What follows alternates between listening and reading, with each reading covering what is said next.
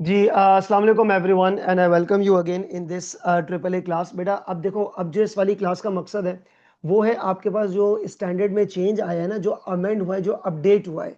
IS 1 आपके पास एक standard था, उसका नाम था IS 1 presentation of financial statements. अब ये रिप्लेस हो गया IFRS 18 IFRS 18 से, जिसका नाम आप देखो प्रेजेंटेशन तो है ही है, लेकिन साथ साथ नाम क्या है, presentation and disclosure in the financial statements. तो सबसे पहला पॉइंट तो जरा देखो, अब ये टेक्स्ट को आप लोग बाद में पढ़िएगा, पहले जरा इधर तवज्जो दें लेक्चर के ऊपर। देखो नाम से क्या जाहिर हो रहा है कि प्रेजेंटेशन एंड डिस्क्लोजर, यानी कि कुछ चीजें प्रेजेंट होने में चेंज आया होगा और कुछ चीजें डिस्क्लोजर रिक्वायरमेंट में, डिस्क्लोजर यानी कि नोट्स टू दी अकाउंट्स। अच्छा, प्रेजेंटेशन के हवाले से मैं आपको बताऊं, देखिए जो प्रेजेंटेशन होती है ना किसी भी चीज की, वो आपके पास यूजफुल होनी चाहिए। मतलब मैं आपको एक छोटी सी एग्जांपल दूं, आपके घर में अगर मेहमान है, गेस्ट है, तो आपने लेट सपोज आपने कोई चाय बिस्किट वगैरह कोई भी चीजें पूछी या बिरयानी दी, तो ऐसे तो नहीं बोलोगे ना ये लो खा लो, है पुरानी प्लेट में तो आपने नहीं देना। आपने उसको अच्छे से प्रेजेंट करके देना है, जो कि उसको उसको अच्छा लगे, उसको एक चीज इंप्रेस हो। अब यहां पर जो है ना, प्रेजेंटेशन का मतलब क्या है कि आपको फाइनेंशियल स्टेटमेंट किस तरह प्रेजेंट करनी है यूजर्स ऑफ फाइनेंशियल स्टेटमेंट्स को, ठीक है। तो पुराना IS था IS 1, जो कि अब अपडेट हो गया, उसका नाम हो गया presentation and disclosure in the financial statements. अच्छा, IFRS 18 में क्या लिखा है, better and detailed information about company financial performance. इसने बेटर और डिटेल इंफॉर्मेशन प्रोवाइड किया। अच्छा, यहां पर मकसद पता है क्या है, यहां पर मकसद है आपके पास यूजर्स ऑफ फाइनेंशियल स्टेटमेंट्स, यानी कि आप ये समझ लें कि जिन्होंने अपना पैसा लगाया हुआ है हमारी कंपनी में, उनको एक डिटेल इंफॉर्मेशन प्रोवाइड की जा सके, ताकि वो फ्यूचर में इन्वेस्टमेंट करें या ना करें। और जो आपके पोटेंशियल इन्वेस्टर्स हैं, पोटेंशियल इन्वेस्टर्स जो पैसा लेके खड़े हैं, उनको क्या आपने इंफॉर्मेशन प्रोवाइड करनी है। तो सबसे पहले देखिए changes in the terminologies. IS 1 के अंदर एक टर्मिनोलॉजी थी PBIT, profit before interest and tax, ठीक है। अब ये IFRS 18 में ये चेंज हो गया ऑपरेटिंग प्रॉफिट। मैंने सब पे स्टैरिक इसलिए लगाया है क्योंकि अभी इस लेक्चर में आगे जाके मैं आपको सबसे पहले ये बता दूंगा कि उसका पूरा प्रोफॉर्मा भी दिखा दूंगा, तमाम चीजें, और ट्रिपल ए लेवल के ऊपर, इसके ऊपर क्या इंपैक्ट पड़ेगा, ठीक है। चले जी, एनीवेज, तो PBIT नाम चेंज हो गया ऑपरेटिंग प्रॉफिट से। डिस्ट्रीब्यूशन कॉस्ट, इसका नाम चेंज हो गया सेलिंग एक्सपेंसेस। मतलब एक क्लैरिटी के लिए इन्होंने नाम चेंज किया है। फाइनेंस कॉस्ट या charges, interest cost. Profit before tax, ये ऊपर बिफोर इंटरेस्ट एंड टैक्स है, ये क्या था, profit before tax, profit before before tax, इसका नाम रख दिया profit before income taxes. Profit after tax, profit for the year. तो सबसे पहले तो आपकी स्क्रीन पे ये चीज नजर आ रही है, चाहिए ये PDF डॉक्यूमेंट आप तक मिल गया होगा या आपके पास होगा PDF डॉक्यूमेंट। और मतलब बात करने की ये है कि सिंपल इज दैट, ये कुछ टर्मिनोलॉजीज में आपके पास चेंज आ गया है। तो अगर आप एग्जाम में ये वाला नाम देख लें, प्रॉफिट बिफोर इनकम टैक्स, तो घबराने की बात नहीं है भाई, ये प्रॉफिट बिफोर टैक्स ही है, ठीक है। सो सबसे पहले तो आप टर्मिनोलॉजी से अवेयर हो गए। नाउ लेट्स मूव अहेड, आगे बढ़ते हैं। अब आप देखो नोट करके, presentation of financial statement has been changed, presentation of financial statement has been changed। सबसे पहले देखो issue of aggregation and disaggregation of the information, ये क्या चीज है बेटा। एग्रीगेशन का मतलब होता है एक साथ कलेक्टिव शो करना। मैं आपको एक एग्जांपल देता हूं, एक हेड है, उसका नाम है एडमिनिस्ट्रेटिव एक्सपेंस। अब उसके अंदर मैं एडमिन के खर्चे भी डाल रहा हूं, बिजली का बिल भी उसमें डाल रहा हूं, बात समझ रहे हैं, जैसे बिजली का बिल हो गया। पुराने दौर में जब आप फाइनेंशियल स्टेटमेंट्स बनाते थे, तो उसमें यह भी होता था कि कुछ डेप्रिसिएशन एडमिन एक्सपेंस में डाल देते थे, कुछ COG इसमें, कंपनी की जैसे पॉलिसी भी ये ना थोड़ा आपको साफ क्लैरिटी के, साफ और शफाफ फाइनेंशियल स्टेटमेंट्स बनाने के ऊपर ये स्टैंडर्ड जनरेट किया, मतलब इंट्रोड्यूस किया गया, अपडेट किया गया। तो एग्रीगेशन का क्या मतलब, मैं आपको एग्जांपल दूं, इलेक्ट्रिसिटी का बिल, आपके पास एडमिन स्टाफ की सैलरी, स्टेशनरी एक्सपेंसेस, ये सब रिलेटेड एक्सपेंसेस हैं। आपने क्या किया, वो तीन खर्चों को क्लब किया और एक नाम दे दिया एडमिनिस्ट्रेशन एक्सपेंस। इसको बोलते हैं एग्रीगेशन। एग्रीगेशन का मतलब होता है कैन बी शोन कलेक्टिवली, सही है। डिसएग्रीगेशन का मतलब क्या होता है, शोइंग सेपरेटली, कि कुछ खर्चे आपको अलग अलग दिखाने हैं। आप 5-6 खर्चों को एक साथ में देखो, प्रेजेंटेशन। मैं आपको एक छोटी सी एग्जांपल देता हूं, लेट सपोज 100 रुपए में से 20 रुपए माइनस किया तो 80 रुपए आएंगे, डन है। लेकिन देखो ध्यान से सुनना, अगर मैं 100 रुपए में से 20 रुपए माइनस करता हूं तो 80 रुपए आएंगे, आंसर तो 80 ही आना है। लेकिन अगर 100 रुपए में से 15 रुपए में माइनस करूं, जो कि एक एक्स खर्चा था, ठीक है, तो आंसर आपके पास कितना आ जाएगा बेटा, आपके पास जो है ना, इसको आपने माइनस करना है तो आपके पास आंसर आ जाएगा 85। तो इसका कुछ नाम दिया, फिर 5 को मजीद माइनस करना है, तो फिर आपके पास 80 रुपये आंसर आ जाएगा। आंसर अल्टीमेटली 80 ही आना है, लेकिन आपने ना दो खर्चों को अलग अलग करके दिखाना है, डिसएग्रीगेट करके दिखाना है। सही है, क्या करके दिखाना है? डिसएग्रीगेट। तो point to be noted is that आपने कुछ खर्चों को एग्रीगेट करना है, कुछ खर्चों को डिसएग्रीगेट करना है। और ये चीजें डिपेंड किस पर करेंगी प्यारे बच्चों? ये चीजें जो है ना वो आपके पास डिपेंड करेंगी उनकी कैरेक्टरिस्टिक्स के ऊपर। डिपेंड्स ऑन द कैरेक्टरिस्टिक्स यानी कि फीचर्स। जो खर्चे रिलेटेड हैं, एक दूसरे के साथ ताल्लुक रखते हैं, रिलेटेड हैं, उसको आप एग्रीगेट करके दिखा सकते हो। जो चीजें एक दूसरे के साथ ताल्लुक नहीं रखती हैं उसको आपने डिसएग्रीगेट करना है, ताकि सामने वाला जो यूजर ऑफ फाइनेंशियल स्टेटमेंट्स है उसको एक क्लियर इंफॉर्मेशन मिले। ठीक है, so this is a very important issue in this IFRS 18. Let's move ahead. Example: some activities such as human resource, information technology, ये शेयर्ड कैरेक्टरिस्टिक्स हो सकती हैं। कैसे? ह्यूमन रिसोर्स और आईटी के जो भी खर्चे हैं, for example, they can be shown as a aggregated item in PNL like admin expense. आपने क्या लिखना है? जैसे फॉर एग्जांपल मैं इसको ले लेता हूं कि ये एचआर कॉस्ट है, एचआर कॉस्ट है और ये आईटी की कॉस्ट है। ठीक है, ये दोनों एडमिन से हैं। एचआर में ह्यूमन रिसोर्स है, आईटी में भी इंसान काम करते हैं। तो ये मतलब ये दोनों एडमिनिस्ट्रेशन के काम को ऑपरेट करने के लिए, एडमिन काम को ऑपरेट करने। तो इसका खर्चा 30 रुपए, इसका खर्चा 20 रुपए। तो मैं क्या काम कर सकता हूँ? 50 रुपए को मैं एडमिन एक्सपेंस के नाम से शो कर सकता हूँ। ठीक है, एडमिन कॉस्ट के नाम से मैं इसको शो कर सकता हूँ कि भाई ये हमारे पास ये चीजें हैं, क्योंकि इनमें शेयर्ड कैरेक्टरिस्टिक्स आ गई है। So I can club these two cost and will be labeled as administrative expenses, और पीएनएल में मैं उसको दिखा सकता हूं। ठीक है, अभी इसी लेक्चर में आगे बढ़ेंगे तो मैंने पीएनएल का पूरा प्रोफॉर्मा भी रखा हुआ है आपके पास, और जो जो स्टैंडर्ड में चेंजेस आए देखें। हम यहाँ पर जो स्टैंडर्ड में चेंजेस पढ़ रहे हैं ना, सबसे पहले स्टैंडर्ड को रिकॉल कर रहे हैं कि स्टैंडर्ड में कहाँ से क्या डिफरेंस आया है और हमारे पेपर ट्रिपल में इसका क्या इंपैक्ट पड़ेगा। ठीक है बच्चे, तो ये तो हो गया आपके पास। दिस इज द थिंग, आप इसको एग्रीगेट करके दिखा सकते हो, क्योंकि दोनों का काम एडमिनिस्ट्रेटिव टास्क से रिलेटेड होता है। डन, एडमिनिस्ट्रेटिव टास्क से रिलेटेड होता है। चले जी, अब आगे प्रोसीड करते हैं। तो इन दोनों खर्चों को आप एग्रीगेट मतलब इकट्ठा करके दिखा सकते हो। अब गुडविल पे आ जाओ। एग्जांपल है गुडविल इंपेयरमेंट। अब गुडविल की जो इंपेयरमेंट है इसका ताल्लुक एडमिन को रन करने से नहीं है, और गुडविल भैया हर साल इंपेयर भी नहीं होती। हो सकता है हर साल इंपेयर हो, लेकिन आपको इंपेयरमेंट टेस्ट करना जरूरी है। गुडविल की इंपेयरमेंट का आईएएस भी अलग है, IAS 36 अलग है। गुडविल की इंपेयरमेंट का इससे एचआर और आईटी कॉस्ट से कोई ताल्लुक नहीं है। Not having the characteristics of HR and IT cost, इसका उससे ताल्लुक ही नहीं है। तो जब इसका उससे ताल्लुक ही नहीं है तो इसको आप एडमिन कॉस्ट में शामिल नहीं कर सकते। सो including impairment in the administrative expense would be miss statement. Please focus on the word, क्योंकि इसका ताल्लुक एचआर और आईटी कॉस्ट से नहीं है। ये जो दो खर्चे थे मैंने एक एग्जांपल के तौर पे लिखे हैं, ये एडमिन एक्सपेंस को, एडमिन को रन करने के लिए यूज होते हैं। लेकिन गुडविल इंपेयरमेंट का इससे दूर दूर तक कोई ताल्लुक नहीं है, हो सकता है गुडविल इंपेयरमेंट हो या ना हो, उसका उससे कोई कैरेक्टरिस्टिक्स ही नहीं है। So this should be separately shown, यानी कि डिसएग्रीगेट करो। डिसएग्रीगेट का मतलब क्या है कि एक तरफ एडमिन एक्सपेंस आएगा। एग्जांपल मैं आपको बताऊं कि एक तरफ एडमिन एक्सपेंस आ जाएगा। ठीक है, जैसे मैं प्रीवियस एग्जांपल ले लेता हूं, उसको मैं 50 रुपए ही शो कर रहा हूं। ठीक है, एडमिन एक्सपेंस आ गया 50, इसके अंदर एचआर भी आ गई और आपके पास आईटी कॉस्ट भी आ गया। और ये मतलब ऊपर सेल में से माइनस करेंगे ना, सेल में से माइनस करेंगे। और फिर उसके बाद अगर ये गुडविल इंपेयर हुई है फॉर एग्जाम्पल, तो लेट सपोज ये 30 रुपए की, तो इसको अलग से माइनस करोगे, इसको अलग दिखाना है। ये एक पहला इशू आ गया। अब आप बोलेंगे सर फॉर एग्जांपल सेल हमारी 200 है, माइनस करेंगे आंसर तो सेम आएगा। अरे बच्चे, क्लासिफिकेशन असर्शन पता है ना आपको, हर एक चीज को अलग अलग क्लास करके आपको दिखानी है। मैं आपको एक नॉर्मल सी एग्जांपल देता हूं। आप किसी दुकान पे चले जाएं, किसी नॉर्मल शॉप पे चले जाएं, उसके पास ना पैसे पड़े होंगे। दराज खोलता है ना वो, तो उसमें 100 के नोट होते हैं, चिल्लड़ कॉइन भी होता है, 50 के नोट भी होते हैं, 20 10 के नोट भी होते हैं, 100 50 के नोट भी होते हैं, 500 1000 के भी होते हैं। एक नॉर्मल छोटी शॉप पे चले जाओ।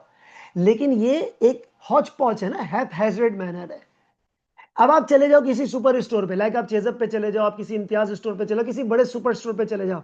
उनके पास जब दराज आप खोलते हो ना, तो पूरी एक ट्रे होती है। 10 के नोट अलग जगह पे पड़े हुए, 20 के नोट अलग जगह पे पड़े, 50 के नोट अलग जगह पे पड़े, सबको ना अलग अलग शो किया हुआ है, क्योंकि सबकी कैरेक्टरिस्टिक्स अलग आ जाती है। ठीक है, उनकी वैल्यू में फर्क आ जाता है। सेपरेट रखने का मकसद होता है आपकी जिंदगी, आपका काम आसान करना। तो यहां पर आप फाइनेंशियल स्टेटमेंट प्रेजेंट कर रहे हो किसको, इन्वेस्टर्स को, यूजर्स ऑफ फाइनेंशियल स्टेटमेंट्स को, तो उनको मीनिंगफुल तरीके से प्रेजेंट करके देना चाहिए। ठीक है, एक तो ये हो गया। अगर आपने ये चीजें उसको एडमिन एक्सपेंस में शामिल कर दिया ना बच्चे, ये तो सीधी सीधी मिस स्टेटमेंट है। तो यहां पर ये स्टैंडर्ड में एक तो इश्यू ऑफ एग्रीगेशन और डिसएग्रीगेशन का यहां पर ये आ गया। नेक्स्ट आगे बढ़े, डिस्करेज्ड बाय IFRS 18, ये क्या लिखा है, अदर एक्सपेंसेस है, क्वेश्चन मार्क। ये अदर एक्सपेंस क्या होता है, IFRS 18 ने इसको ना पसंद किया है। अब देखो पुराने दौर की जब आप इनकम स्टेटमेंट बनाते थे, पुराने मतलब अभी जो आपके पास जो भी यूज हो रही है इनकम स्टेटमेंट करंटली, उसमें क्या होता है, अदर मिसलिनियस एक्सपेंसेस। अबे भाई ये क्या है अदर एक्सपेंसेस, यूजर्स जो पैसा लगा के, वो बेवकूफ थोड़ी है इन्वेस्टर, भाई इन्वेस्टर बेवकूफ थोड़ी है, इन्वेस्टर बेवकूफ थोड़ी है, उसको तो बताओ ना एक्सपेंसेस क्या है। अदर एक्सपेंसेस को मना किया है IFRS 18, discourage entities from labelling item as other. मना किया IFRS 18 ने यार, ये अदर एक्सपेंसेस क्या चीज होती है यार, इसको छोड़ो। Instead consider to label as more informative meaningful head of the expense. जैसे एग्जांपल एक छोटा सा एक्सपेंस है, अच्छा देखो मटीरियलिटी काउंट होती है, हाँ, एक छोटा सा एक्सपेंस है 20 रुपए का, अदर एक्सपेंस में डाल दो ना यार। लेकिन अगर फॉर एग्जांपल ये मटीरियल आइटम है और यूजफुल है जो भी है, अगर इफ, पहली बात तो डिस्करेज किया, नापसंद किया है।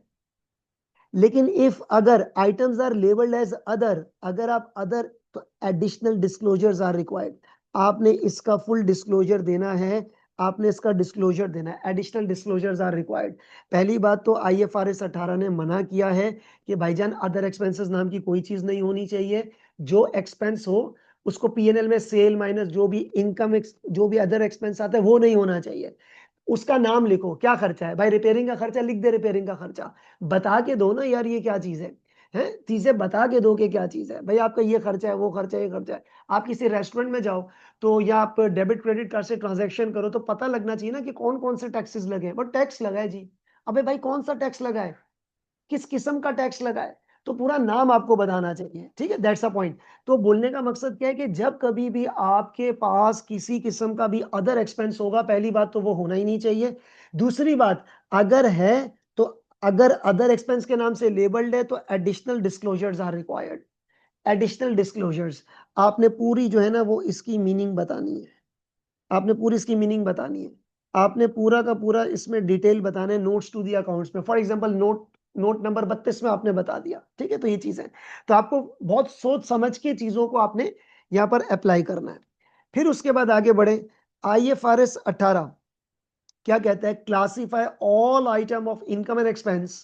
IFRS 18, ये गलती से 8 लिख दिया है, ये इट इज 18, IFRS 18, ठीक है बेटा, ये गलती से 8 लिख दिया है, it's IFRS 18। Classify all items of income and expense into 5 categories. ये 3 न्यू है। अच्छा, इनकम टैक्स और डिसकंटिन्यूड ऑपरेशन तो आपके पास आते ही थे। अब अभी आप PNL देखोगे ना, you will be surprised. Profit and loss देखोगे ना, इनकम स्टेटमेंट, मैं पुराना नाम यूज कर रहा हूँ यार, नाम जबान पे वही चढ़ा हुआ है, तो उसकी कैटेगरी चेंज। पहले क्या होता था, sale minus gross profit, COGS gross profit, expenses PBIT, PAT, और फिर खत्म। अब यहाँ पे ना 3 नए नाम इंट्रोड्यूस कर दिए इन्होंने। ठीक है, इनकम और एक्सपेंसेस की 3 अलग क्लासिफिकेशन है, ऑपरेटिंग, इन्वेस्टिंग, फाइनेंसिंग। कैसे, अभी आपको आगे चल के बताते हैं। रिक्वायरमेंट क्या है, सब टोटल एंड फाइनल टोटल। सब टोटल ऑफ कैटेगरीज क्या मतलब, सब टोटल ऑफ कैटेगरीज का क्या मतलब, जैसे लेटर से फॉर एग्जांपल जब आप PNL बनाते हो, तो जो सब टोटल ऑफ कैटेगरीज का मतलब ये हो गया, कैटेगरीज हैविंग सेम कैरेक्टरिस्टिक्स।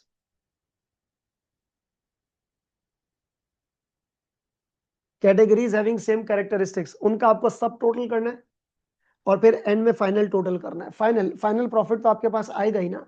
तो अभी तक हमें क्या समझ में आया है बेटा, अभी तक जो है ना वो हमें ये समझ में आया है कि कुछ खर्चे, अच्छा ये जो लिखा है ना ऑपरेटिंग, इन्वेस्टिंग, फाइनेंसिंग, ये PNL में कैसे अभी शो होगा, अभी आपको आगे चल के नजर आ जाएगा।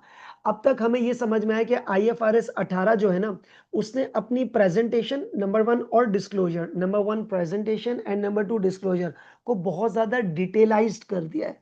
ताकि देखो, यूजर ऑफ फाइनेंशियल स्टेटमेंट कौन है, एग्जिस्टिंग शेयर होल्डर है, पोटेंशियल शेयर होल्डर है जो पैसा लेके खड़ा है। तो सबको एक उसके मतलब की इंफॉर्मेशन को एक्सट्रैक्ट करना इजी हो जाए, और उसके मतलब की फाइनेंशियल इंफॉर्मेशन पहुंच जाए उस तक। That is the main objective of IFRS 18, ठीक है, ताकि यूजर को एक काम की इंफॉर्मेशन मिले। तो ये आपके पास चीजें चले गई हैं, ठीक है। सो ऑपरेटिंग, इन्वेस्टिंग, फाइनेंसिंग, देखो लफ्ज क्या लिखा हुआ है, IFRS 18 ने क्लासिफाई किया हुआ है all item of income and expense, यानी कि आपको अपनी इनकम को और एक्सपेंस को 5 कैटेगरीज में तोड़ना है। 1 2 3 4 5, ये तो पुरानी थी, ये नहीं है। इनकम एंड एक्सपेंसेस को आपने 5 कैटेगरीज में तोड़ना है, ठीक है, 5 कैटेगरीज में तोड़ना है आपने। और हर कैटेगरी का एक सब टोटल होगा, हर कैटेगरी का सब टोटल होगा और एक फाइनल टोटल होगा। फाइनल टोटल का मतलब जो कि प्रॉफिट फॉर द पूरा year, profit for the year आपके पास आ जाता है, सही है। सो ये 5, टेंशन नहीं लो, घबराओ नहीं, आगे चलेंगे ना तो PNL का भी पूरी आपको शक्ल नजर आ जाएगी। तो एक तो अभी तक क्या इशू नजर आया, नाम चेंज हुआ है, प्रेजेंटेशन, प्रेजेंटेशन एंड डिस्क्लोजर, कुछ खर्चे मिला के दिखाने, कुछ खर्चे अलग करके दिखाने, लेकिन उनकी फीचर्स सेम होने चाहिए। और आपने इनकम और एक्सपेंसेस को, इनकम और एक्सपेंसेस को 5 कैटेगरीज में तोड़ना है, 5 कैटेगरीज में, सही है। आगे बढ़ते हैं, और सब टोटल और टोटल भी आपने की हुई है, ठीक है, IFRS 18। नेक्स्ट आगे बढ़ते हैं, नोट करके देखो क्या लिखा है, classification of income and expense, ये जो भी ऊपर 5 कैटेगरीज आपको मैंने बताई हैं ये, और एग्रीगेशन और डिसएग्रीगेशन, ये भी ऊपर 5 कैटेगरीज बताई थी ना आपको पीछे। और कुछ खर्चों को एग्रीगेट करके और डिसएग्रीगेट करके दिखाना। Enable investors to analyse and better way, enable investors to analyze in a better way. What to analyze? Financial statements ना, फाइनेंशियल स्टेटमेंट्स को इन्वेस्टर को एनालाइज करने में ज्यादा हेल्पफुल रहेगा। हमारा काम है चीजों को प्रोवाइड कर देना, भाई आप एग्जिस्टिंग इन्वेस्टर हो, अच्छा, आप पोटेंशियल इन्वेस्टर हो, अच्छा, आप अपने हिसाब से एनालाइज कर लो। तो IFRS 18 ने ना इन्वेस्टर के कंसर्न को जहन में रखा हुआ है, इन्वेस्टर्स के कंसर्न को जहन में रखा हुआ है, और चीजें आपको डिस्टिंग्विश करके प्रोवाइड की हुई है, ठीक है। तो ये जो अभी अभी तक क्या बात हुई है सो फार में, अगर आपको समराइज करूं, तो IFRS 18 ने क्या बोला है, कुछ खर्चे और इनकम ये 5 कैटेगरीज में तोड़ने हैं, और कुछ खर्चों को मिला के दिखाना है, कुछ खर्चों को अलग अलग दिखाना है। डिपेंड करेगा उनकी खसूसियात कैसी हैं, ठीक है, खसूसियात कैसी हैं। भाई हम भी तो कैटेगराइज कर सकते हैं ना, यार ये वाले जो बच्चे हैं ये FD के बच्चे, ये जो बच्चे हैं ये पेपर AA के बच्चे, ये जो बच्चे हैं ये AAA के स्टूडेंट्स हैं, इस तरह की चीजें हो सकती हैं। चलें जी, ये आगे बेटा आपके पास PNL, जिसका आपको बेसब्री से इंतजार होगा कि PNL कैसे नजर आएगी। मैं इसको अगर आपको बताऊं, ये देखो, operating, investing, financing, operating, investing, financing, income tax और डिसकंटिन्यूड ऑपरेशन, ये जो पीछे आपके पास ये 5 लिखे हुए थे ना नाम, वो ये रहे। अब नया PNL हमें कैसा नजर आएगा, इसके ऊपर आते हैं, ये देखिएगा, ये नया PNL है। मैं इसको थोड़ा सा अब जूम कर देता हूं और अपनी वीडियो थोड़ी साइड पे रख देता हूं। ये देखें, सबसे पहले देखो क्या लिखा है, रेवेन्यू, रेवेन्यू आया, कॉस्ट ऑफ सेल आया, ग्रॉस प्रॉफिट आया, ठीक है, कॉस्ट ऑफ सेल में तो किसी को कोई एतराज नहीं होगा। अच्छा, फिर क्या आया बेटा आपके पास, gross profit, other operating income, other operating income, other income जिसको आप कहते हो, ठीक है, other operating income, regular trade income नहीं है।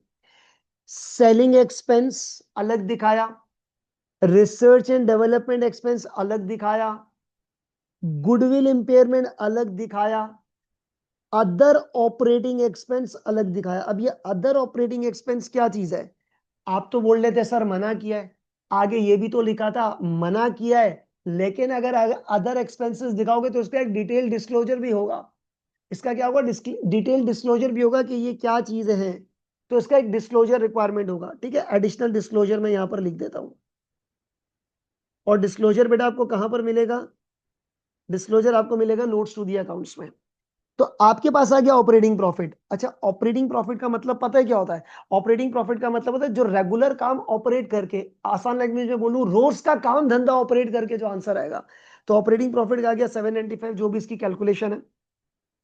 पिक्चर ऑफ कंपनीज ऑपरेशंस, ये आपकी कंपनी की पूरी ऑपरेटिंग की जो पिक्चर है ना वो डिस्प्ले करता है, ऑपरेशंस जो कंपनी का जो काम है वो आपको बताता है, ठीक है। अच्छा, उसके बाद क्या है, ये जरा काम की चीज आई है, share of profit of associates, profit में हिस्सा। अब देखो, कंपनी ने इसको स्टैंडर्ड ने इन्वेस्टिंग का नाम क्यों दिया है? क्योंकि यार अगर ये कंसोलिडेशन है और मेरी एक एसोसिएट है, मैंने उसमें इन्वेस्ट किया है, उसमें मुझे प्रॉफिट का हिस्सा आ रहा है, तो ये इनकम है और प्लस करके दिखाया इन्वेस्टिंग के नाम से, तो इसको बोला जाएगा profit before financing and income taxes, के इन्वेस्ट करके कहां से पैसा आया है। तो कंपनी के यूजर्स को पता होना चाहिए, कंपनी के यूजर्स को पता होना चाहिए कि ये जो काम है ना, ये जो खर्चे हैं, ये आप ये समझ लो, ये अपनी कंपनी ने खुद ऑपरेट किए हैं। कंपनी ऑपरेटेड, कंपनी ने खुद ऑपरेट किए हैं दीज एक्टिविटीज। ठीक है, तो इन खर्चों को आपने अलग दिखाया, अलग अलग नाम से एग्रीगेट और डिसएग्रीगेट करके। जैसे आपने इंपेयरमेंट को एडमिन एक्सपेंस में इधर नहीं है तो नहीं दिखाया। ये वाला पैसा कहां से आ रहा है? ये पैसा आ रहा है इन्वेस्ट करके, तो इन्वेस्टिंग का नाम आपने इस तरह लिख दिया। ठीक है, सो फिर उसके बाद ये आ गया profit before in financing and income tax. अब आ जाओ फाइनेंस। फाइनेंस क्या होता है? फाइनेंस का मतलब ये होता है कि यार मैंने कहीं से पैसे उधार लिए और मुझे उनको इंटरेस्ट पेमेंट करनी है, तो interest expense on borrowings, interest expense on pension liability, example के तौर पे अलग अलग दिखा दिया, तो ये फाइनेंसिंग एक्टिविटीज में चले जाएंगी। फाइनेंसिंग के नाम से आपको नजर आना चाहिए ये। ठीक है, फिर आ गया बिफोर इनकम टैक्सेस। आ गया बेटा प्रॉफिट बिफोर इनकम टैक्सेस, जो नाम आपके पास फर्स्ट पेज पे जो मैंने नाम आपके सामने रखा था ना, जो डिफरेंट नाम है, तो ये वो आपके पास आ गया, इनकम टैक्सेस पे आ गई है। इनकम टैक्स एक्सपेंस आ गया, सही है।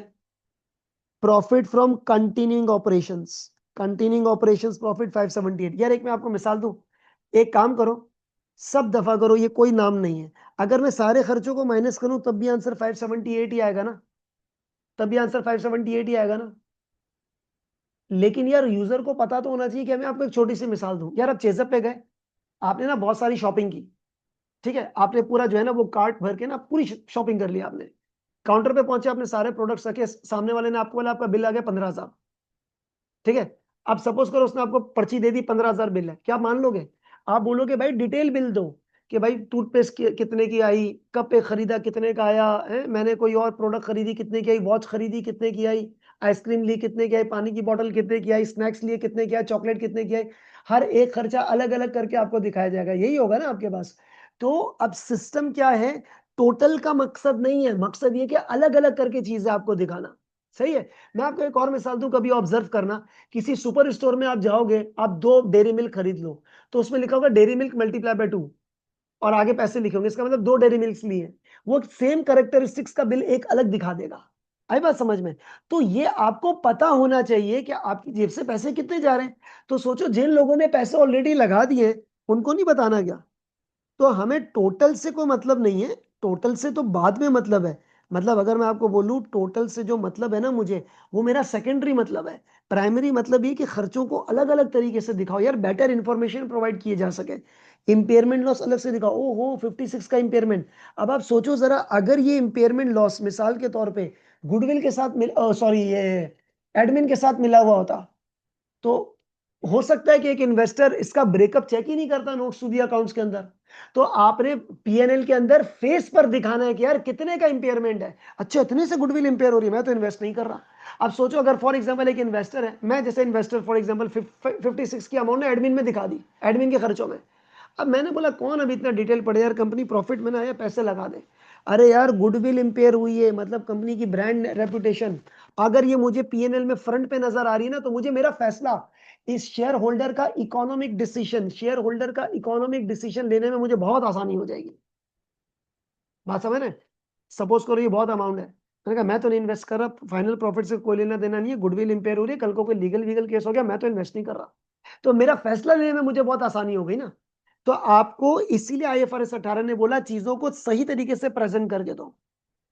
सही, चीजों को सही तरीके से ना प्रेजेंट करके दो, ताकि हर कोई अपने अपने मतलब पे आ जाए। आपके घर पे जब मेहमान आए, आपने अगर उनको फ्रेंच फ्राइज या समोसे बिस्किट दिए, समोसे या इस किस्म की चीजें दी तली हुई, तो आप मसाला, केचप सब अलग अलग करके दे दो, हर कोई अपनी जरूरत के हिसाब से उसको छिड़क ले। आई बात समझ में? तो ताकि सामने वाले की नीड पूरी हो जाए, that's a very simple point. चलो जी, ये हो गया प्रॉफिट फ्रॉम कंटिन्यूइंग ऑपरेशन। अच्छा, फिर उसके बाद क्या हुआ जी? उसके बाद हुआ जी हमारे पास लॉस, क्या हुआ जी, हमारे पास लॉस हुआ, और लॉस हो रहा है कहाँ से, फ्रॉम डिसकंटिन्यूड ऑपरेशंस। ये आप जानते हैं पुरानी चीजें, इसको मैं कोई बस डिसकंटिन्यूड ऑपरेशन को अलग दिखा दिया। प्रॉफिट फॉर द ईयर आपके पास आ गया 499, फाइनल प्रॉफिट आ गया। तो अब सिस्टम क्या बना बच्चों, सिस्टम आपके पास ये बना, सिस्टम आपके पास ये बना खवातीनो हजरात, कि आपने अपनी इनकम और एक्सपेंसेस को, you have to show, you have to, what shall I use the appropriate word, you have to present it in 5 categories. Operational, I mean operating, investing, कहां से इन्वेस्ट करके पैसा आ रहा है। अच्छा, यहाँ पर ज्वाइंट वेंचर्स वगैरह भी हो सकते हैं, सही, एसोसिएट एक एग्जांपल के तौर पे लिखिए।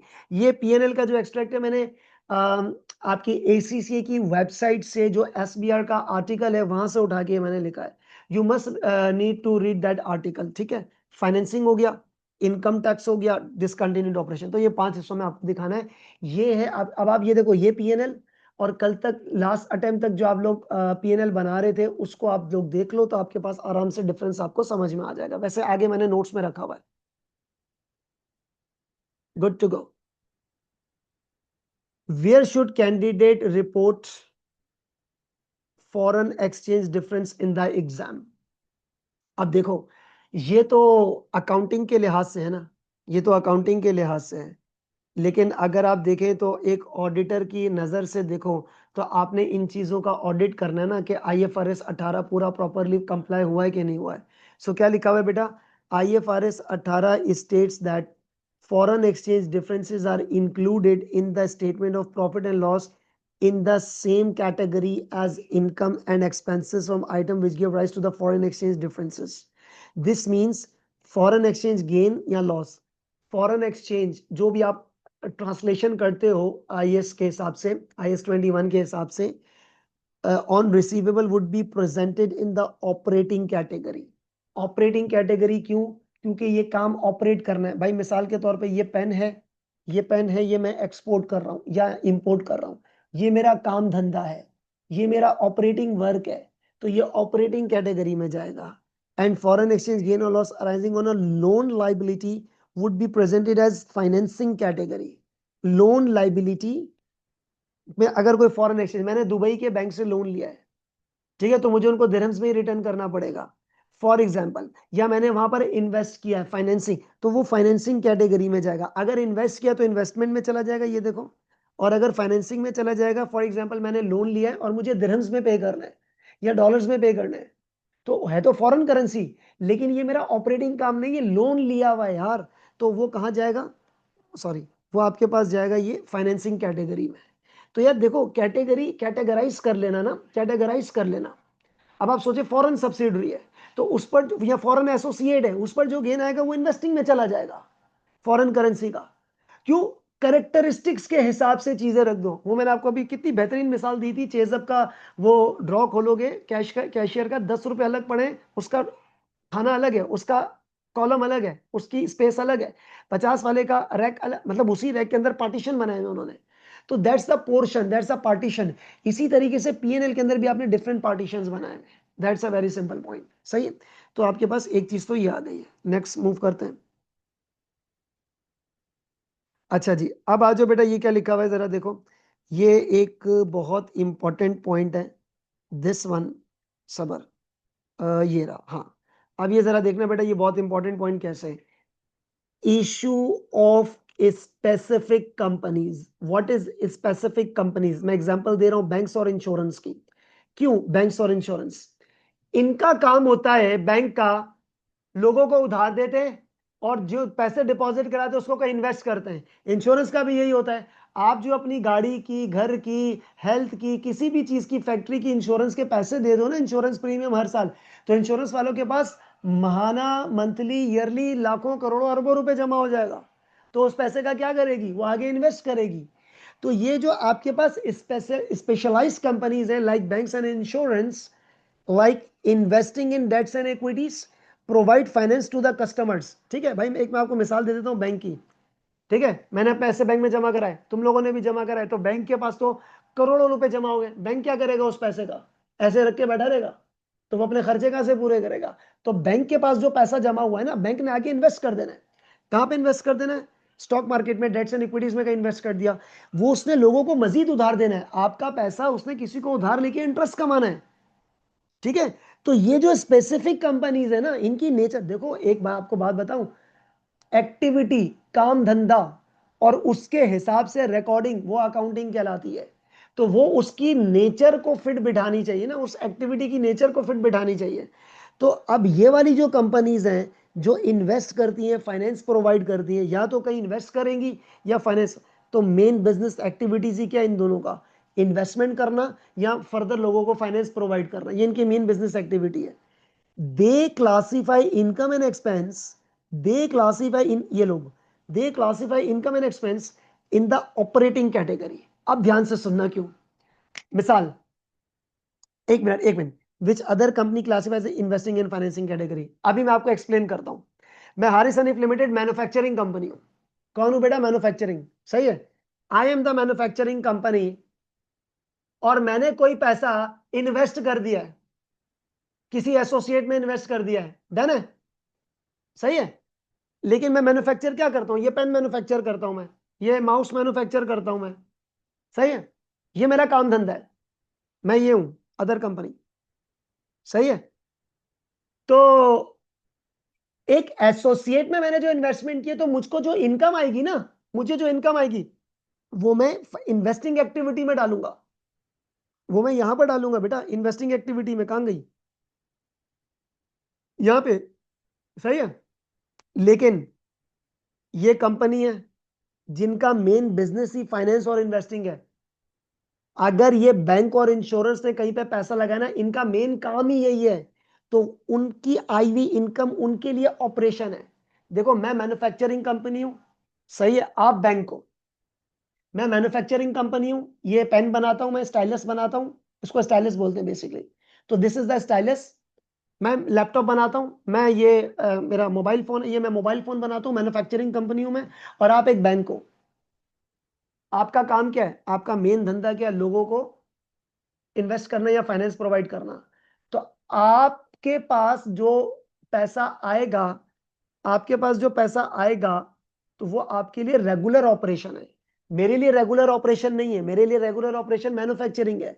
मैं अगर एक एसोसिएट में इन्वेस्ट कर रहा हूं, मैं Haris Hanif limited manufacturing company, अगर मैं एक पैसा, मैन्युफैक्चरिंग कंपनी, अगर मैं ये पैसा कहीं इन्वेस्ट करूं एसोसिएट में, तो मुझको जो इनकम आएगी ना, मुझको जो इनकम आएगी, वो इन्वेस्टिंग कैटेगरी में जाएगी।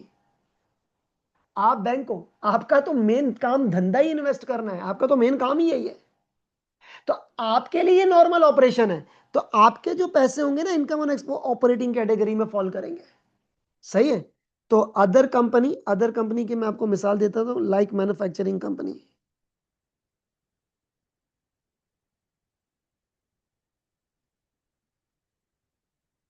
ठीक है बेटा, लाइक मैन्युफैक्चरिंग कंपनी। तो मेरा जो काम धंधा होगा ना, वो तो है ही यही आपके पास, इन्वेस्टिंग। तो मेरा काम धंधे की नेचर ही अलग है। तो बेटा, क्या बोला मैंने आपको? एक्टिविटी और अकाउंटिंग। एक्टिविटी और अकाउंटिंग का बेटा मतलब क्या होता है? दैट जिस नोयत का काम धंधा है ना, उस नोयत के खर्चे क्लासिफाई करो। आ रही बात समझ में? एग्जाम्पल एक और, मैं मैन्युफैक्चरिंग कंपनी हूं, मेरे पास एक कंपनी है, मुझे बोला हारिस हनीफ लिमिटेड थोड़े से उधार दो, मैंने कहा देता हूं, इंटरेस्ट लूंगा, डन है, ठीक है। अच्छा चलो, फाइनेंस, ये तो इन्वेस्टमेंट को चलो छोड़ो, फाइनेंसिंग पे आ जाते हैं। मैं मैन्युफैक्चरिंग कंपनी हूं, मैं मैन्युफैक्चरिंग कंपनी हूं, मेरे पास कहीं से मैंने उधार लिया, ठीक है। अब ये ऊपर चलते हैं, यहां पर ये रहा आपके पास फाइनेंसिंग, उधार लिया, मुझको इंटरेस्ट देना है, तो मैं फाइनेंसिंग एक्टिविटीज में करूंगा। यार, इस वाली कंपनी का तो काम धंधा ये, वो ऑपरेटिंग एक्सपेंस में लेकर जाएंगे उसका। आ रही बात समझ में? तो जिस नोयत का काम धंधा है, उस नोयत की क्लासिफिकेशन होगी। मैन्युफैक्चरिंग कंपनी ने अगर कहीं इन्वेस्ट कर दिया, और वहां से एसोसिएट से जो पैसा आ रहा है, वो उसके लिए इन्वेस्टिंग एक्टिविटी है या फाइनेंसिंग जो भी काम है। और आप बैंक हो, आपका तो काम धंधा यही है, मेन बिजनेस एक्टिविटी यही है भाई। तो ये मेन बिजनेस एक्टिविटी आपके लिए ऑपरेटिंग कैटेगरी है। अब आप देख लो, खर्चा तो खर्चा है, इनकम तो इनकम है, अलग अलग नाम से दिखाना। जो खर्चा, जो इनकम जिस वजह से हो रही है ना, उसी नाम से ही शो करो, ताकि क्लैरिटी मिल जाए, क्लैरिटी मिल जाए आपको। सही है, आगे बढ़ते हैं। एमपीएम, बड़ा जबरदस्त किस्म का एक इशू आया है, एमपीएम। ध्यान से सुनना, ये क्या है? एमपीएम। बेटा अगर मैं आपसे कहूं रेशो निकालो, क्या निकालो? रेशो। सबसे पहले मेरी बात सुनो, इसको पढ़ना नहीं। मैं अगर आपको बोलता हूं बेटा रेशो निकालो, तो आप रेशो क्या निकालोगे? Current ratio, quick ratio, ROCE, जो भी आप लोगों ने रेशोज पढ़े हुए हैं। लेकिन कुछ रेशोज ऐसे होते हैं जो नॉर्मल नहीं होते। कंपनी अपनी परफॉर्मेंस के लिहाज से अपने रेशोज खुद निकालती है, अपनी परफॉर्मेंस को जज करने के लिए।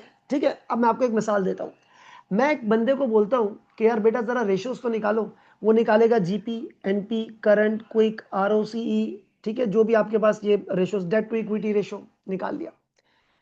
ये वो रेशियो जो स्टैंडर्ड रेशियोज है, हर कंपनी निकालती है। डन हो गया। अब मैं चला रहा हूं एक होटल, 5 स्टार 3 स्टार होटल है हमारा। तो मैंने ये बोला यार ये जो मैनेजर संभाल रहे ना होटल, एक काम करता हूं मैं इस मैनेजर को ना कंप्लेंट्स के ऊपर जज करूंगा।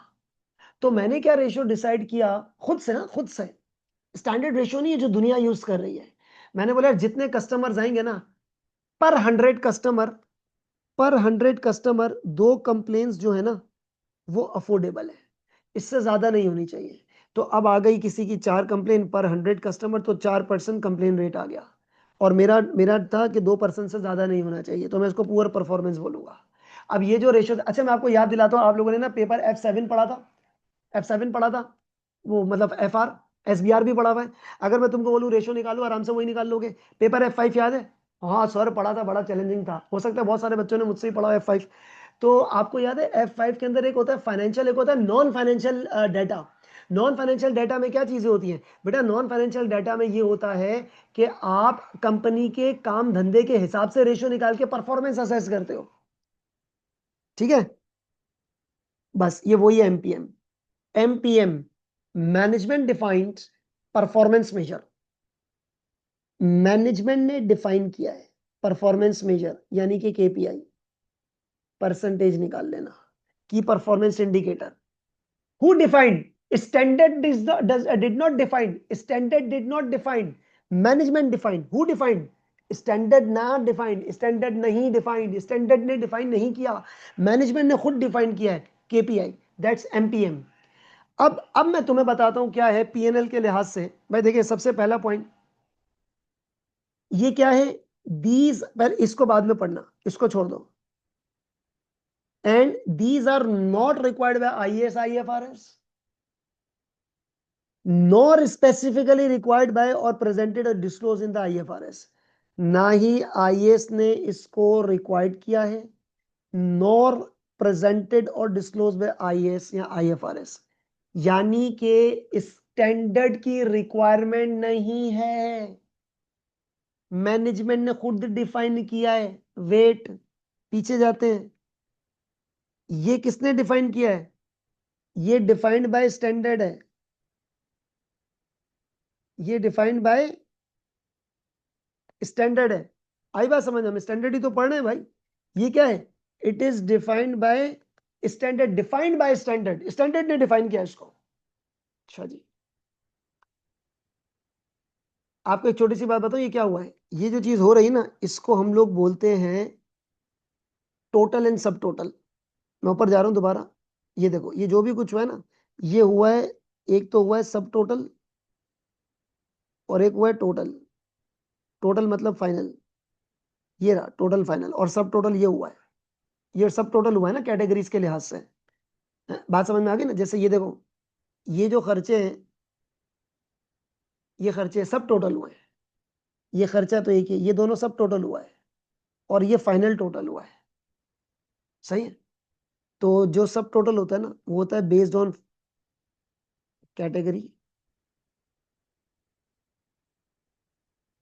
और ये क्या है आपके पास? एकदम फाइनल टोटल। ठीक है, एकदम फाइनल टोटल। ठीक है, लेकिन ये जो सब टोटल और टोटल हुआ, ये किसने बताया है? ये तो डिफाइंड बाय स्टैंडर्ड है। बेहतरीन हो गया, डन है। अब पॉइंट सुनिएगा जरा, मुझे देखें यहां पे। ये टोटल और सब टोटल स्टैंडर्ड ने बताया है। ये टोटल और सब टोटल किसने बताया बेटा? स्टैंडर्ड ने बताया है।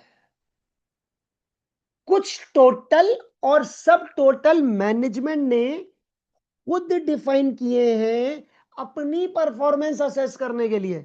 तो देखो क्या लिखा हुआ है, MPM is a management defined performance measure, is a sub total, is a sub total of income and expense, जो कि स्टैंडर्ड से रिक्वायरमेंट नहीं है और ना ही आपको अलग से प्रेजेंट करना है।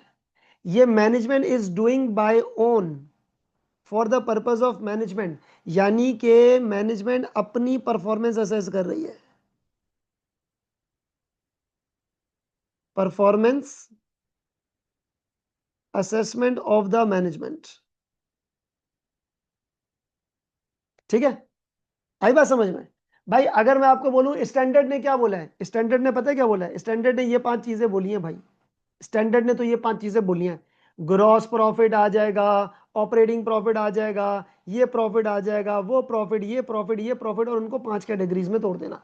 ये स्टैंडर्ड ने बोला है टोटल और सब टोटल। सब टोटल क्या, अपनी कैरेक्टरिस्टिक्स के हिसाब से टोटल, और फाइनल टोटल ये रहा 499। फाइनल टोटल ये रहा, ये रहा फाइनल टोटल। ठीक है, 499। ठीक हो गया ये। तो अब चीजों को सब टोटल या टोटल करना इन शक्लों में, इस प्रेजेंटेशन में, सॉरी इस प्रेजेंटेशन में डिफाइंड बाय स्टैंडर्ड है। ठीक है, कुछ टोटल और सब टोटल स्टैंडर्ड के लिहाज से नहीं होते, मैनेजमेंट अपने आप में कर रही है for the purpose of performance assessment. मैं आपको एक एग्जांपल बताता हूं, ये देखो, ये पहले एग्जांपल देख लेते हैं। एग्जांपल EBITD है, किधर पढ़ा है तुमने? ये कुछ कंपनीज यूज करती है, ये बेसिकली आर्टिकल में मिसाल लिखी हुई इस तरह की, तो मैंने उठा दी यहाँ पे। ये earning before interest tax depreciation and amortisation है। सर ये तो हमने कभी जिंदगी में नहीं पढ़ा। अरे भाई कुछ कंपनी ये यूज करती है, वो कंपनी यूज कर रही है, उसकी मर्जी, तू मत कर, तुम अपनी कंपनी में मत करो। एग्जाम्पल के तौर पे लिखिए। अब देखो ये स्टैंडर्ड ने नहीं बोला है, earning before interest tax depreciation and amortisation, एक ऐसी फिगर जो इनसे पहले की हो। OPDAI, operating profit before depreciation amortisation and impairment, मतलब ये अनयूजुअल है, not required by the standard, some companies use. ठीक है, सो ये क्या है बेटा,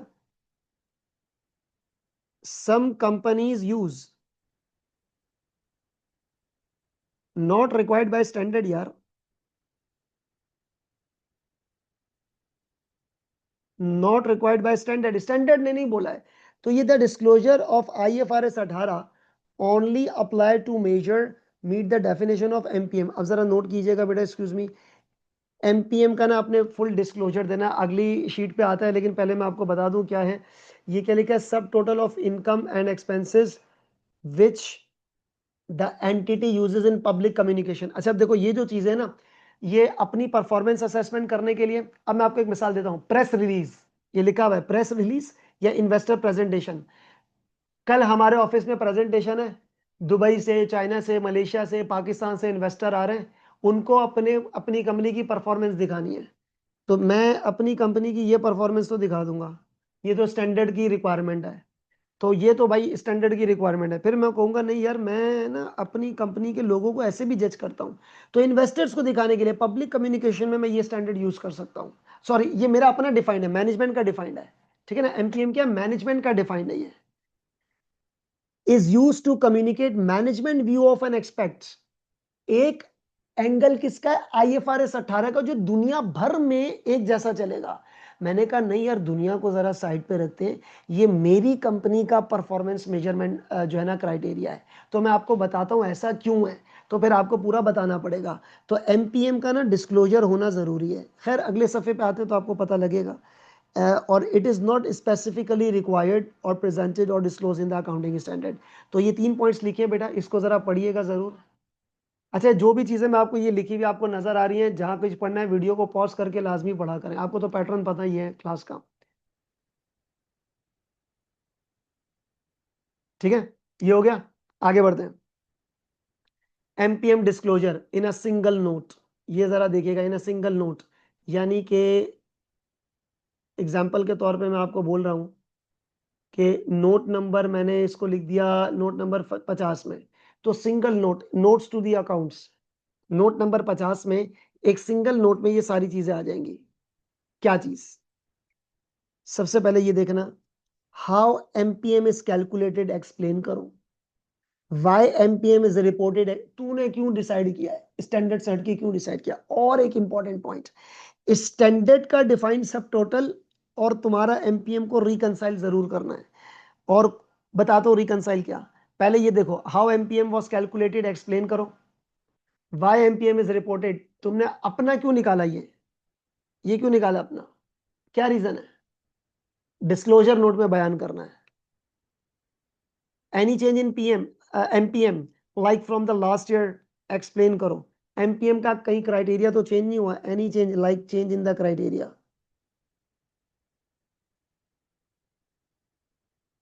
लास्ट ईयर से एक्सप्लेन करना है। और रिकंसिलेशन लाजमी करना है। मैं आपको एक मिसाल दूं, आईएफआरएस डिफाइंड सब टोटल, मिसाल मिसाल मैंने यहां पर लिखा, अच्छा ऊपर चलते, ये क्या लिखा हुआ है, ईबीआई टीडीए, मैं इसको प्रॉफिट से रिकंसाइल कर रहा हूं। ठीक है, एग्जांपल सुनना जरा, ये रिकंसाइल करना है। एक आपके लिखा प्रॉफिट और क्या लिखा है, ईबीआई टीडीए। दरमियान में दरमियान में कुछ ना कुछ उसकी रीजंस आएंगी, कोई चीज ऐड होगी, कोई चीज माइनस होगी, जैसे रिकंसिलेशन बनती है। तो आपने उसको रिकंसाइल बनाना है। ठीक है, अच्छा रिकंसिलेशन का मतलब समझिएगा। सबसे पहला पॉइंट मैं आपको आसान लैंग्वेज में रिकंसिलेशन का मतलब बताता हूं। रिकंसिलेशन का मतलब होता है दो फिगर्स में जब डिफरेंस आता है ना, और वो डिफरेंस आपको पता ही नहीं आ रहा कि क्यों आया है, तो वो हो गया जी अनरिकंसाइल्ड। वो क्या हो गया, अनरिकंसाइल्ड। लेकिन अगर दो फिगर में डिफरेंस आ रहा है और वजह पता है, जैसे मैं कहता हूं मेरे बैंक में 100 रुपए, बैंक कह रहा है 90 रुपए, पता लगा 10 रुपए बैंक चार्जेस थे, तो मैंने एक शीट पे लिख दिया 100 रुपए, 90 रुपए, 10 रुपए बैंक चार्जेस। इसका मतलब क्या हुआ, रिकंसाइल हो गया। तो what is the thing, the point to be noted is that कि यहां पर आपके पास एक रिकंसिलेशन बन जाएगी। क्या बन जाएगी, रिकंसिलेशन। रिकंसिलेशन का मतलब होता है उस डिफरेंस की वजह ढूंढना। तो आपने इसको रिकंसाइल करना है कि भाई स्टैंडर्ड में तो ये है,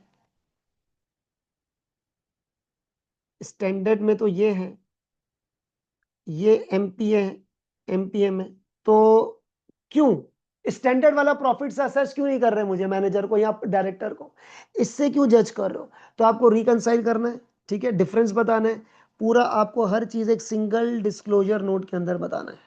single presentation and disclosure, single disclosure में ये चीज बतानी है, मैंडेटरी हो गई है। IASB, International Accounting Standard Board, believes that these reconciliation will provide users of financial statements with information to help them understand how MPM compares with similar measures provided by other entities. तो ये किस तरीके से आपके पास जो है ना वो, मतलब एक इन्होंने बोला भाई इनकी इनका बिलीफ ये कि भाई ये एक अच्छी जो है ना वो एक यूजर्स को एक डिटेल इंफॉर्मेशन प्रोवाइड करेगी। अगेन, यूजर्स को डिटेल इंफॉर्मेशन प्रोवाइड करने का मतलब क्या है कि यूजर्स को उसकी काम की बात ढूंढना आसान हो जाए। ठीक है, अब आप किसी जगह पर जाते हैं तो प्रॉपर होता है ना यार, ये 10 नंबर के जूते हैं या 8 नंबर के जूते हैं, रेगुलर होते हैं ना। लेकिन जब सेल के लॉट का माल होता है तो सब ऐसे आ जाते हैं, 10 नंबर भी 8 नंबर भी, खुद ही आपको छाटी करनी पड़ेगी, होता है कि नहीं। लेकिन अगर आप किसी ब्रांडेड अच्छी शॉप में जाएं तो वहाँ आपको प्रॉपरली क्लासीफाई करके बताई जाती है, ताकि यूजर को आसानी हो। और यहाँ पे यूजर कौन है, इन्वेस्टर, एग्जिस्टिंग वाला और जो पैसे लेके खड़ा हुआ है इन्वेस्टर, तो उसके कंसर्न को दिमाग में रखते हुए बात करनी है। Good to go. एमपीएम, ये थोड़ा सा देखें जरा, ये एमपीएम के हवाले से बेटा क्या बात लिखी हुई है, ये देखो, ये एमपीएम है, फीचर डिस्क्रिप्शन। ठीक है, डिफाइंड बाय मैनेजमेंट। ठीक है जी, defined by management. These are measures not required by IFRS but used by the management to tell their performance story. आप अपनी परफॉर्मेंस स्टोरी बता रहे हो। Reconcile to IFRS. Companies must reconcile MPM to the most directly comparable IFRS like net profit. Reconcile लाजमी करना है, must का लफ्ज लिखा हुआ है। Disclose in the notes. MPM are disclosed in the financial statements notes, not in the primary statement. बेटा notes में आपने डिस्क्लोजर करना है, सिंगल नोट के अंदर सारी चीजें। Consistency, Companies must use MPM consistently over time unless there is a valid reason for change. और अगर valid reason for change होगा ना तो वो आपने disclose लाजमी करना है if change. Disclosure requirement है if MPM changed. अगर क्राइटेरिया चेंज हो गया तो आपने डिस्क्लोजर करना है, ठीक है, डिस्क्लोजर करना लाजमी है.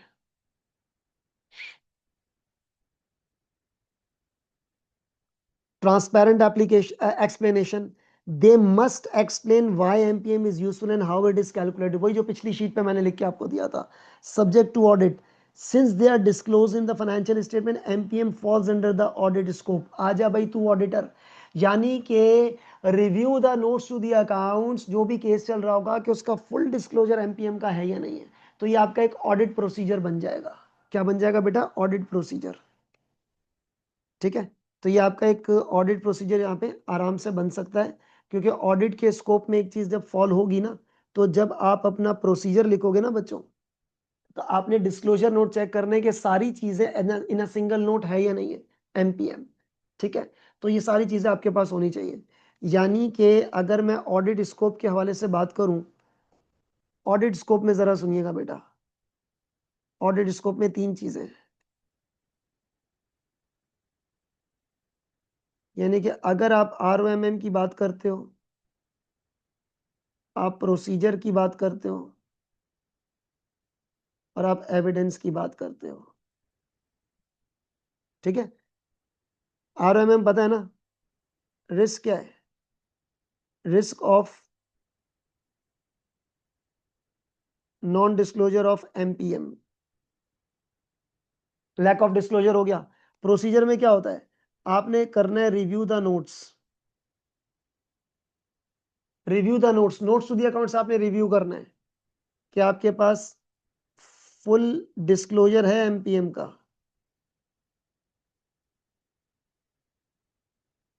एमपीएम का फुल डिस्क्लोजर है. अब वर्डिंग आपको पता है यार, review the notes to the accounts to ensure the complete disclosure of MPM, लेकिन केस से रिलेट करना है आपने, केस रिलेटेड बात करनी है. और एविडेंस क्या होता है? एविडेंस आपको पता है ना, एंड रिजल्ट को कहते हैं एविडेंस, एंड रिजल्ट को. तो आप क्या एक्सपेक्ट करोगे? आप करोगे extracts of copy of notes showing full disclosure of MPM.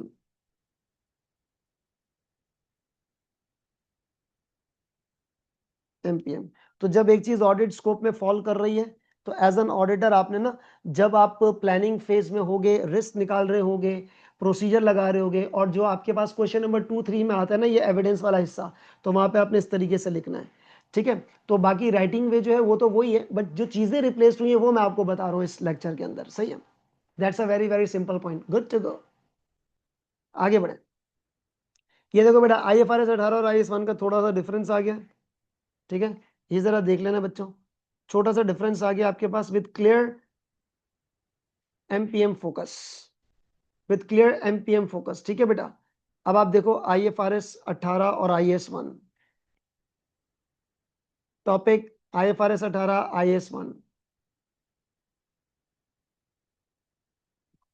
Main goal, make financial performance clear and comparable. ये IFRS 18 है जो हमारा है.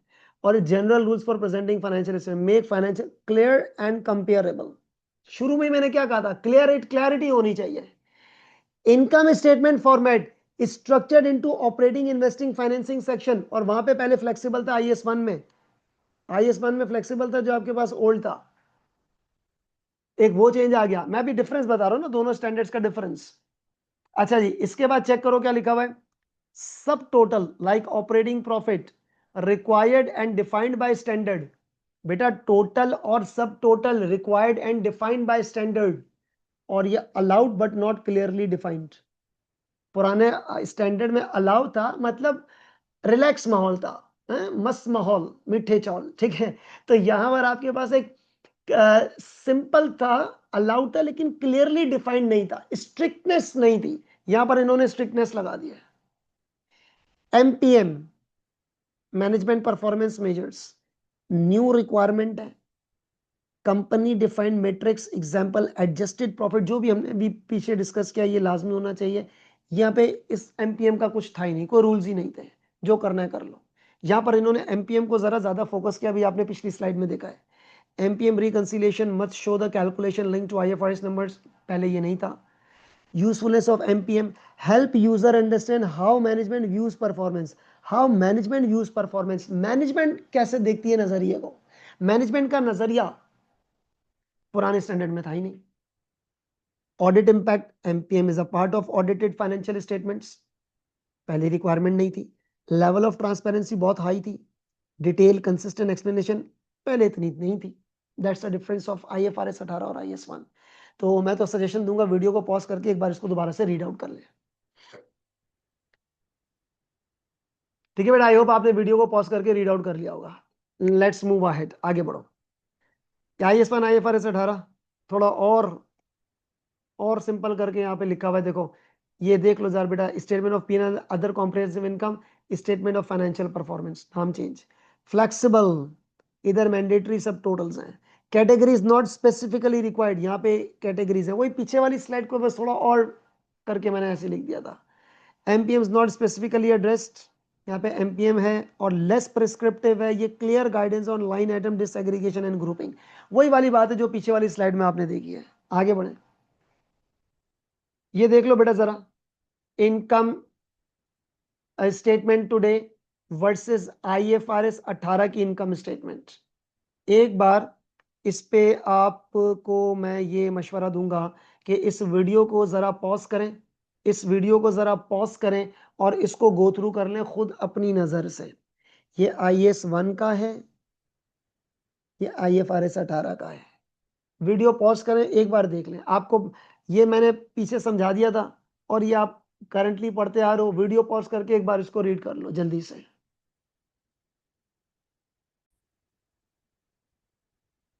चले बेटा, मैं ये अज्यूम कर रहा हूं कि आपने वीडियो को पॉज करके इसको थॉरोली देख लिया होगा। ठीक है, चलें अब आगे बढ़ते हैं। अच्छा, ज्यादा टेंशन लेने की जरूरत नहीं है भाई। आप ट्रिपल ए का पेपर दे रहे हो, मतलब मेरी जो मेन ऑडियंस जिसको मैं टारगेट कर रहा हूँ वो ट्रिपल ए है, और मैं ट्रिपल ए पर्सपेक्टिव से पढ़ा रहा हूँ।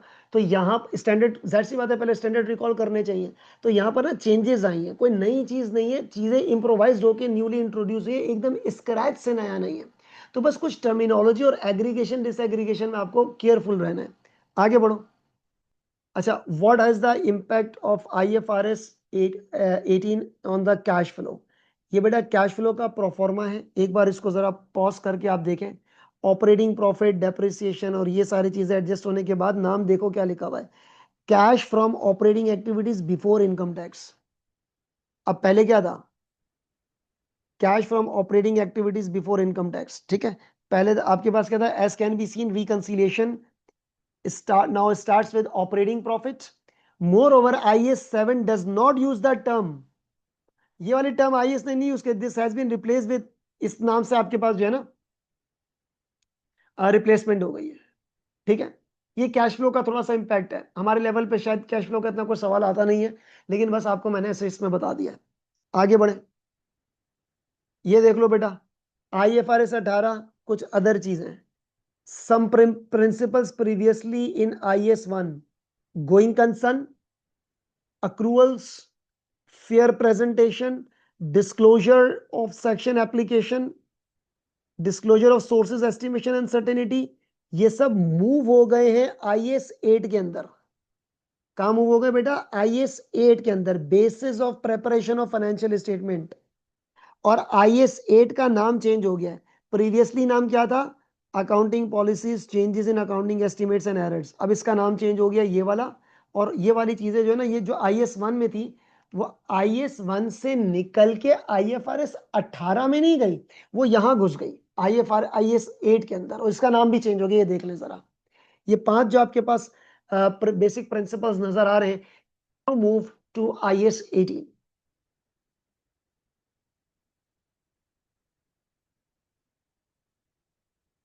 Okay, so now let's move ahead, आगे बढ़े बेटा। आओ, ट्रिपल ए पेपर का कंटेक्स्ट आ गया, ट्रिपल ए पेपर का कंटेक्स्ट आ गया, आईएफआरएस 18 ट्रिपल ए का पेपर। सबसे पॉइंट, आयजा 120 का यूज किया हुआ है। ओल्ड न्यू नेम क्या है? Before income tax. पे आपको बताया पहली शीट में, पहली can be use in triple है। घबराना नहीं, अगर पेपर में ये दिया हुआ है तो वो यही है। ठीक है, मैं आपको लिए चलता हूं पेज नंबर 1 पे दोबारा। Profit before tax, profit before income tax, आयजा ने ये लफ्ज यूज किया हुआ है। तो पेपर में या तो ये आ जाएगा या ये आ जाएगा। ये आ गया तो भी टेंशन नहीं लेनी, ये आ गया तो भी टेंशन नहीं लेनी। ठीक है, दैट्स इनफ, सिंपल। नाम से आपने घबराना नहीं है। ठीक है, चलो जी, ये हो गया। पुराना नाम नया नाम कोई भी आ सकता है, both can be use in triple है। एज यू नो आरओएमएम, आरओएमएम पता है ना, रिस्क ऑफ मटेरियल मिसस्टेटमेंट। बेटा risk of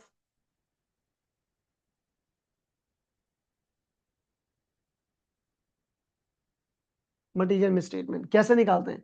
matter, correct accounting, risk of wrong treatment और उसका impact on financial statements.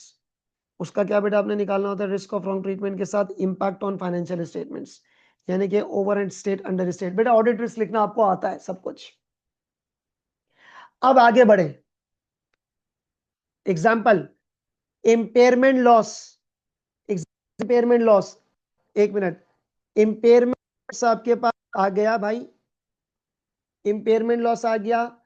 Normal में done in the lecture loss पता है ना, जब carrying amount greater recoverable amount हो जाती है। ठीक है ना, जब carrying amount greater than recoverable amount हो जाती है। ठीक है, ये आप सबको बेटा, ये आप सब पता है, जो नॉर्मल आप समझाए पढ़ा है वो आप सबको पता है। ठीक है, जब carrying amount than recoverable amount हो जाती है। लेकिन जब आप जब आप वो वाला रिस्क के फारिग हो जाओगे कि यार हो सकता है इम्पेयरमेंट लॉस के टेस्ट ही नहीं किया गया हो, जब carrying amount greater than recoverable amount होती है तो ये आपके पास हायर वाली होती है ना, higher of value, less cost, value in use, वो सब आपको पता है। जब ये वाला रिस्क के फारिग हो जाओगे ना, कर दोगे एडिशनल रिस्क आईएफआरएस 18 का बना लेना। अब करो, हाँ हो सकता है आपके जहन में आ रहा हो, इम्पेयरमेंट लॉस को एग्रीगेट करके एक्सपेंसेस में शो नहीं करना, डिसएग्रीगेट शो करना है। In addition to this, impairment loss should be classified as disaggregated expense in the operating category, in the operating category, not aggregated with other expenses in accordance with IFRS 18. There is a risk. Risk क्या है? क्या aggregate करके दिखा दिया है? Risk क्या है? Aggregate करके दिखा दिया विद अदर एक्सपेंस, एंड दस presentation of expenses would be materially misclassified. जो आपके एक्सपेंसेस की प्रेजेंटेशन है मटीरियली मिसक्लासिफाई हो जाएगी। तो अब आप देखो बेटा, जब ये वाला रिस्क लिख के फारिग होगा ना, ये भी जरूर लिख देना आईएफआरएस 18 की इंपैक्ट के ऊपर। ये तो हो गया रिस्क। एक बार एक काम करो, वीडियो को पॉज करके दोबारा रीड कर लो इसको।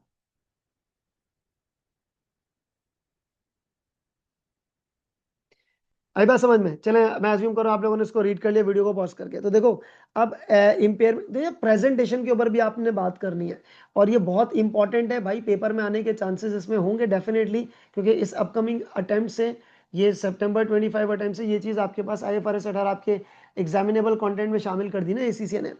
दुनिया कब अप्लाई कर रही है उसको आप छोड़ लें, आप अपने एग्जाम के ऊपर फोकस करें। तो बच्चे ये ना, आपने अब जाहिर सी बात है, जब एक चीज़ नहीं आई है तो उसके मुतालिक सवाल तो ज़रूर एग्जामिन होगा, उसी अंदाज में ही होगा। तो आपने ये वाला रिस्क लाजमी लिखना है जो जिसका ताल्लुक प्रेजेंटेशन से होगा। सही है, बाकी जो ऊपर चल रहा है सो चल रहा है। ये तो हो गया भाई रिस्क, ROMM। अब जब आप इसके प्रोसीजर लिखोगे ना, ये देखो प्रोसीजर, प्रोसीजर क्या होता है? कायरो, याद है ना? Obtain profit and loss and agree, impairment loss is charge as disaggregated expense separately classified. ये तेरा प्रोसीजर हो गया। एविडेंस, जब आप रिव्यू स्टेज में होते हो, रिव्यू स्टेज में क्या होते हो? ठीक है ना, what evidence will you expect, यानी कि जब आपके पास working paper file not opened yet, वो नहीं आता, what evidence will you expect.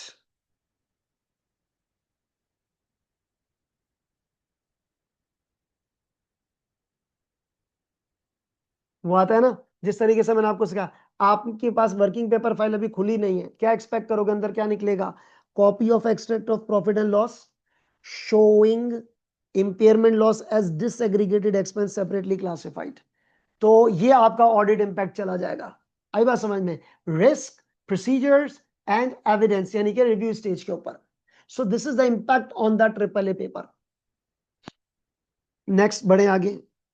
Video को पॉज करके रीड कर लो बेटा, अगर करना है इसको दोबारा से। Is it done? Now let's move ahead. एक और example, government grant, normal ROMM as done in the lectures. Normal ROMM जैसे होता है, जो वो हमने कर लिया, ठीक है, वो पता है। आईएफआरएस 18 की application should be recognized in P&L as an operating category. Operating category क्यों? ये गवर्नमेंट से जो आपको ग्रांट मिल रहा है ना, गवर्नमेंट से जो ग्रांट मिल रहा है तुम्हें, ये तुम अपने काम धंधे में लगाओगे ना भाई, तो ऑपरेटिंग कैटेगरी में होना चाहिए। इनकम जो ग्रांट से आती है should be disaggregated, separately show करना है। Bank debit, government grant, liability credit, ऐसा होता है ना। तो जो पैसा आ रहा है ना गवर्नमेंट की तरफ से, जो आपके लिए इनकम में तब्दील हो रही है, उसको डिसएग्रीगेट करके दिखाना है। क्या करके दिखाना है भाई? डिसएग्रीगेट करके। डिसएग्रीगेट करने का मतलब ये होता है कि ये आपने अदर इनकम में नहीं दिखानी, किसी और रेवेन्यू नहीं बेटा। डिसएग्रीगेट, ये पैसा मुझे गवर्नमेंट की तरफ से तोहफे में मिला है। आई बात समझ में? ये तुम्हारा देखो, एक मिसाल के तौर पे मैं ये फोन बेचता हूं, ये फोन बेच के जो पैसा आएगा वो रेवेन्यू है, ट्रेडिंग इनकम है। ये एसी मैंने बेच दिया, गेन ऑन डिस्पोजल हुआ, अदर इनकम में जाता है। अलग अलग नाम हो गए। ये पैसा मुझे गवर्नमेंट की तरफ से आ रहा है, तो इनको बाकी रेवेन्यू में थोड़ी मिलाना है। ये पैसा गवर्नमेंट की तरफ से आ रहा है, अलग दिखाना है, अलग प्रेजेंट करना है आपको। रिस्क क्या है? Aggregated with other income. और इसका इंपैक्ट क्या होगा? Wrong presentation, PNL will be materially misclassified. बाकी प्रोसीजर और evidence follow the same way जैसा आपके पास मैंने बताया। तो आई होप बेटा आपको ये बात समझ में आई होगी कि किस तरीके से जो है ना वो आईएफआरएस 18 में जो चेंज आया है, और हमने इसको आईएफआरएस 18 को चेंज को देखा आईएस 1 से, एमपीएम और उसका भी डिस्क्लोजर और तमाम चीजें और ये सारी चीजें। तो इन शॉर्ट वर्ड्स, जिन चीजों पे अब जरा लुबे लुबा खुलासा समझिएगा, जिन चीजों ने स्टैंडर्ड ने फोकस रखा है ना, इनकम एक्सपेंसेस को 5 कैटेगरीज में तोड़ना, एग्रीगेशन डिसएग्रीगेशन का इशू, एमपीएम का डिस्क्लोजर, फॉरेन फॉरेन जो करेंसी में डिफरेंसेस आ रहे थे वो, उनमें क्या रिस्क हो सकता है? गलत प्रेजेंटेशन का रिस्क होगा। प्रोसीजर और एविडेंस लिखने का तरीका आपको पता है। सो दैट वाज आईएफआरएस 18 और उसका ट्रिपल ए लेवल के ऊपर इम्पैक्ट। ठीक है, चले जी, आई होप आपको बात समझ में आएगी। अपना ख्याल रखिएगा। बाय बाय, टाटा, अल्लाह हाफिज।